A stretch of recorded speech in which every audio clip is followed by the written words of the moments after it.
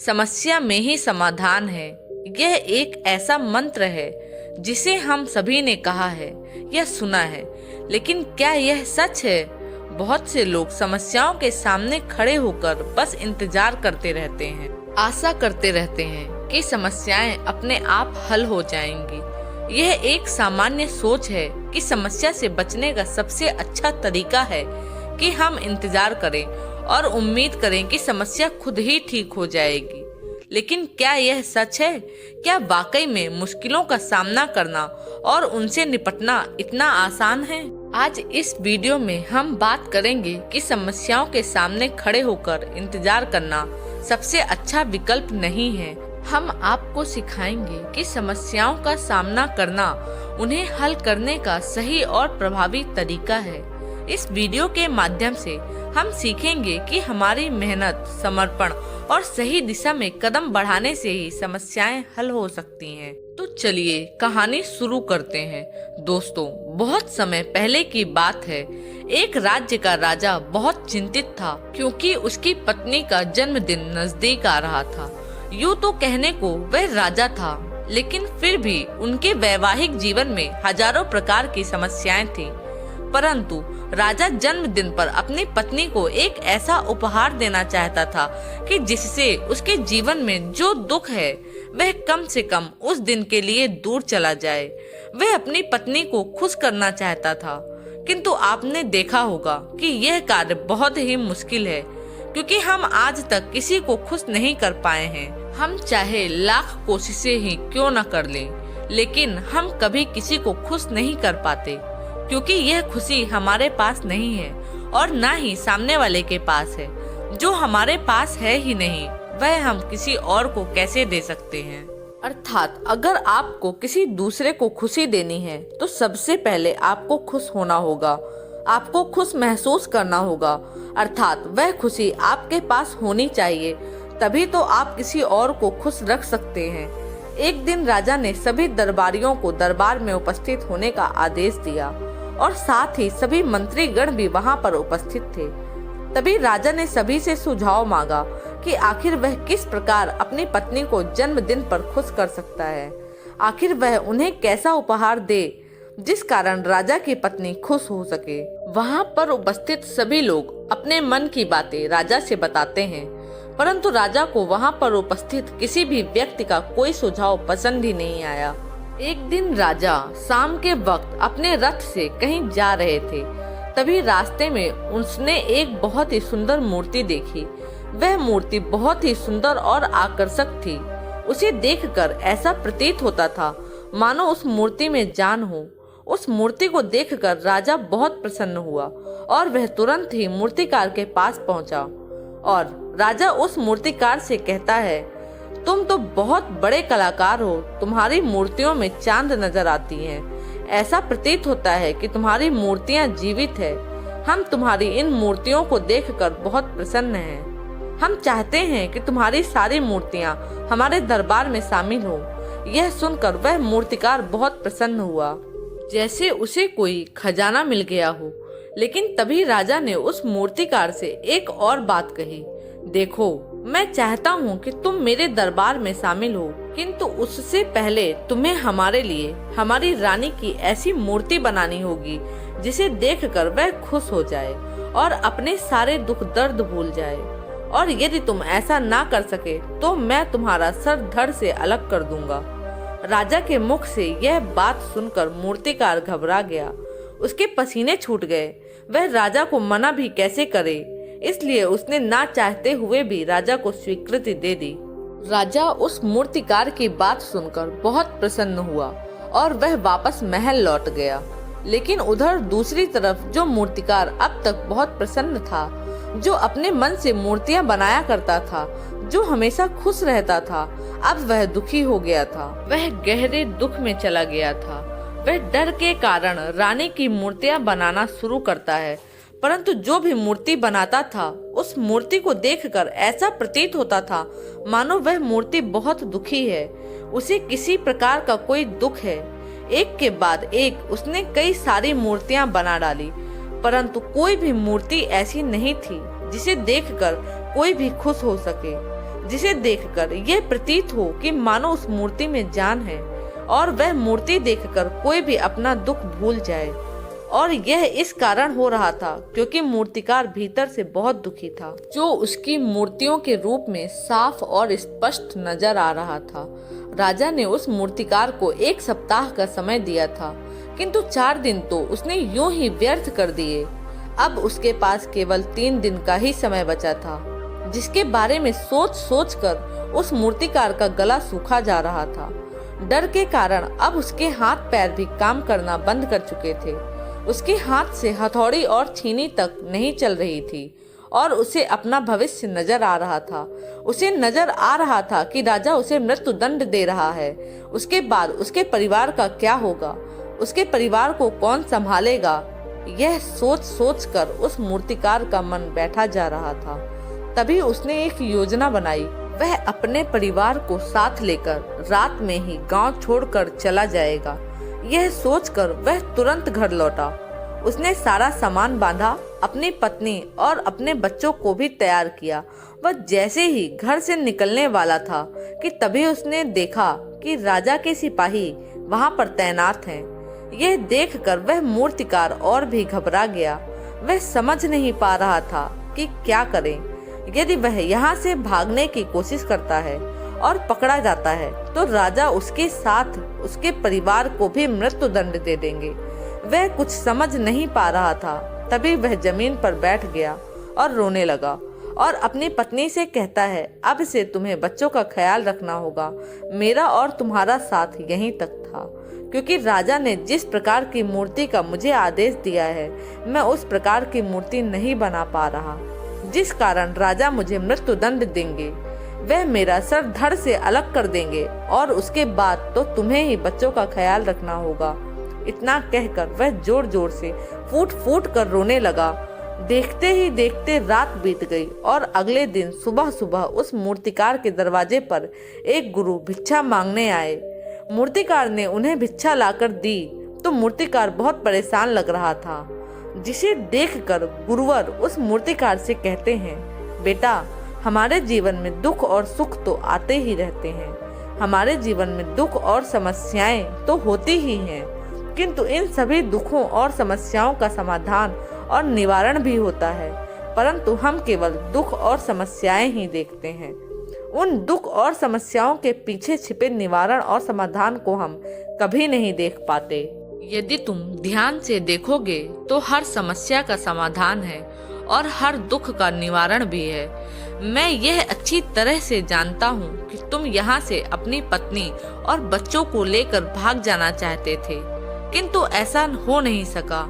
उस मूर्तिकार ने जब गुरु के मुख से यह बातें सुनी तो वह उनके चरणों में जा गिरा और हाथ जोड़कर उन गुरुवर से कहता है कि हे गुरुवर, आप ही बताइए मैं क्या करूं। राजा ने मुझे मूर्ति बनाने का आदेश दिया है, किंतु मैं चाह कर भी मूर्ति नहीं बना पा रहा हूं, और यदि मैंने मूर्ति नहीं बनाई तो राजा मुझे मृत्यु दंड दे देंगे, और उसके बाद मेरे परिवार का क्या होगा, उनका ख्याल कौन रखेगा। तभी गुरुवर उस मूर्तिकार से कहते हैं, बेटा, आंखें बंद कर लेने से कुछ नहीं होने वाला, क्योंकि दुख और समस्याएं तो वहीं की वहीं खड़ी रहती हैं। ध्यान देने और कर्म करने से सब कुछ बदल जाता है। यदि तुम केवल आंखें बंद करके यह सोचोगे कि तुम्हारी समस्याएं चली जाएंगी, तो ऐसा कभी नहीं होगा। इतना कहकर गुरुवर ने उस मूर्तिकार के कानों में कुछ कहा और उसके बाद वह वहां से चले गए। उन गुरु के वहां से चले जाने के बाद वह मूर्तिकार महल गया, जिसे देखकर राजा उस मूर्तिकार से कहते हैं, लगता है तुमने समय से पहले ही एक अद्भुत मूर्ति तैयार कर ली है। बताओ वह मूर्ति कहाँ है, मैं भी उसे देखना चाहता हूँ। इस पर मूर्तिकार जवाब देते हुए कहता है, महाराज, अभी तक मैंने मूर्ति तैयार नहीं की है, परंतु आपके दिए हुए समय पर मैं अवश्य ही वह अद्भुत मूर्ति तैयार कर लूंगा। लेकिन उससे पहले मेरा एक बार महारानी से मिलना बहुत आवश्यक है, अन्यथा वह अद्भुत मूर्ति तैयार नहीं हो पाएगी। राजा ने उस मूर्तिकार की सारी बातें ध्यान पूर्वक सुनी और उसके बाद राजा ने मूर्तिकार को महारानी से मिलवाया। मूर्तिकार महारानी से मिलने के बाद महारानी से प्रश्न करते हुए कहते हैं, महारानी जी, किसी भी औरत के जीवन का सबसे बड़ा दुख क्या हो सकता है? इस पर महारानी जवाब देते हुए उस मूर्तिकार से कहती हैं, किसी औरत का मानव बन पाना उसका सबसे बड़ा दुख है। तभी वह मूर्तिकार महारानी से एक और प्रश्न करते हुए कहता है, महारानी जी, किसी औरत के जीवन का सबसे बड़ा सुख क्या है?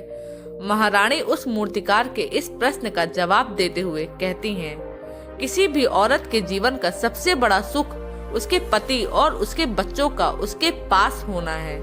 महारानी के मुख से अपने प्रश्नों का जवाब जानकर मूर्तिकार बहुत प्रसन्न हुआ और उसने आज्ञा लेकर वहां से वापस अपने घर लौट आया और अब से वह दिन रात उस मूर्ति पर काम करने लगा। देखते ही देखते पूरे 3 दिन पूरे हो गए। आखिरकार रानी के जन्म दिवस वाले दिन वह मूर्तिकार उस मूर्ति को लेकर राजमहल पहुंचता है। लेकिन अब राजा के मन में यह बेचैनी थी कि पता नहीं उस मूर्तिकार ने आखिर कैसी मूर्ति बनाई होगी। पता नहीं वह मूर्ति महारानी को पसंद आएगी भी या नहीं। इस प्रकार के कई प्रश्न राजा के मन में चल रहे थे। राजा के मन की बेचैनी लगातार बढ़ती ही जा रही थी, लेकिन उधर दूसरी तरफ राजा को उस मूर्तिकार पर पूर्ण विश्वास भी था, क्योंकि राजा ने पहले ही उस मूर्तिकार के हाथों की कला देखी हुई थी। इसलिए एक तरफ उसके मन में यह भी विचार चल रहे थे कि उस मूर्तिकार ने जरूर ही अद्भुत मूर्ति ही बनाई होगी। वह मूर्ति सफेद कपड़ों से ढकी हुई थी। तभी राजा ने उस मूर्ति की ओर इशारा करते हुए रानी से कहा, यह आपका जन्म दिवस का तोहफा है, इसे कबूल करें। उसके बाद रानी ने अपने हाथों से उस मूर्ति से वह कपड़ा हटाया और उस मूर्ति को देखते ही रानी की आंखों से आंसू बहने लगे। और यह देखकर राजा को ऐसा प्रतीत हुआ कि मानो महारानी को यह मूर्ति पसंद ही नहीं आई। इसलिए राजा ने तुरंत ही क्रोधित होकर अपने सिपाहियों को आदेश दिया और उस मूर्तिकार को बंदी बनवा लिया। लेकिन तभी महारानी राजा से कहती हैं, रुकिए, इस मूर्तिकार ने तो मेरा दुख और सुख एक ही मूर्ति में निकाल दिया है। इस मूर्ति में मेरे पति मेरे साथ हैं और मेरे हाथ में मेरा बच्चा है। इससे सुंदर मूर्ति मैंने आज तक नहीं देखी। ये बहुत ही लाजवाब है, अद्भुत है। इससे अच्छा तोहफा मेरे लिए और कोई नहीं हो सकता। काश ऐसा मेरे जीवन में वास्तव में हो जाए। मेरे पति भी मेरे साथ हों और मेरे हाथों में मेरा बच्चा हो। महारानी की यह सारी बातें सुनकर और मूर्ति को देखकर राजा को अपनी गलती का एहसास हुआ। राजा अपनी प्रजा और अपने साम्राज्य की देख रेख में इतना व्यस्त रहता था कि वह कभी अपनी पत्नी को समय नहीं दे पाता था, जिस कारण राजा की आंखों से आंसू बहने लगे और दरबार में सभी लोग वह मूर्ति देखकर हैरान रह गए।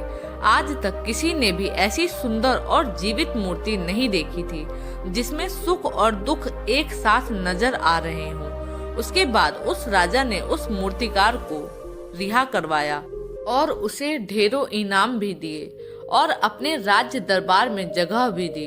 किंतु उस मूर्तिकार ने इनाम तो स्वीकार कर लिया, परंतु राज दरबार में उसे जगह नहीं ली और हाथ जोड़कर राजा से कहता है कि हे महाराज, मेरी आपसे विनती है, आपने मुझे चेतावनी दी थी, यदि मैं यह मूर्ति नहीं बना सका तो आप मुझे मृत्यु दंड दे देंगे। किंतु मैं आपसे बस इतना ही कहना चाहता हूँ, हम में से चाहे कोई भी प्राणी क्यों ना हो, सभी के प्राण उतने ही कीमती हैं जितना कि आपका या महारानी के हैं। इसलिए किसी को भी बिना दोष के दंड नहीं देना चाहिए। मेरी पत्नी ने मुझसे कहा था कि राजा की दोस्ती और दुश्मनी दोनों ही अच्छी नहीं है, इसलिए मुझे आपके राज दरबार में कोई स्थान नहीं चाहिए। मैं अपनी छोटी सी दुनिया में बहुत खुश हूँ। मैं अपने छोटे से परिवार के साथ बहुत खुश हूँ।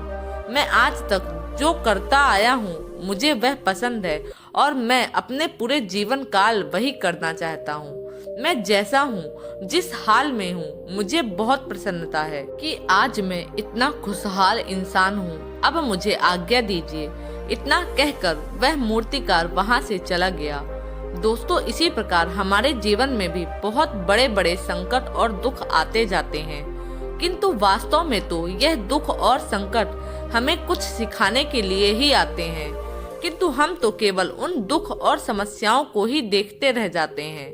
हम उनका निवारण खोजने का तनिक भी प्रयास नहीं करते।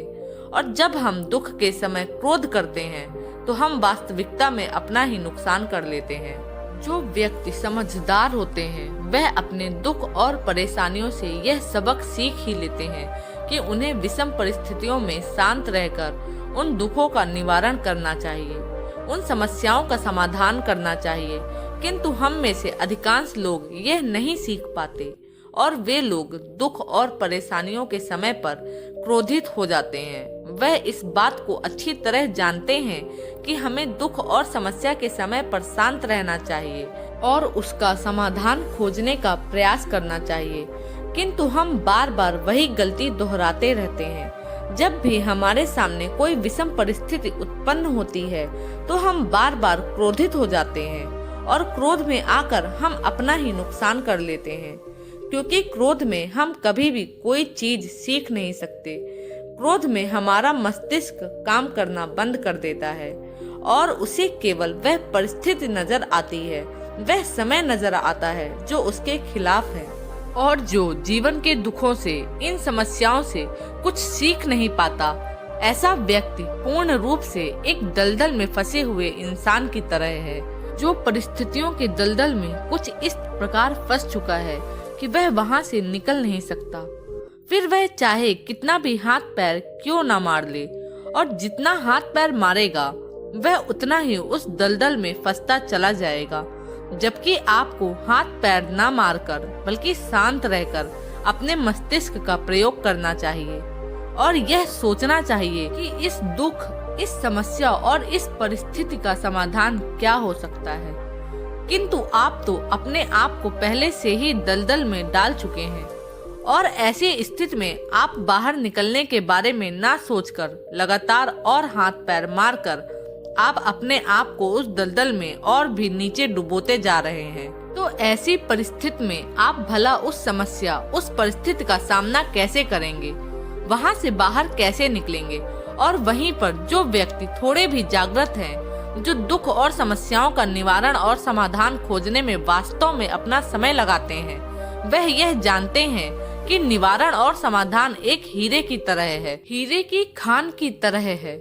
जिस प्रकार एक हीरे को ढूंढा जाता है, फिर उसे तराशा जाता है, जिसके बाद उस हीरे की कीमत बहुमूल्य हो जाती है, ठीक वैसे ही दुख और समस्या में समाधान और निवारण खोजने की आवश्यकता होती है और वह हमें खोजने भी चाहिए। और जब आपको मिल जाते हैं तब आपको एक ऐसी संपदा मिलती है, एक ऐसी समझ, एक ऐसा विश्वास, एक ऐसी शक्ति मिलती है कि उसके बाद आपके सामने जब कोई समस्या या कोई परेशानी आती है तो आप अकेले नहीं होते, बल्कि आप यह समझ जाते हैं कि वह विषम परिस्थिति आपको कुछ सिखाने आई है और आप उसको डट कर सामना करते हैं।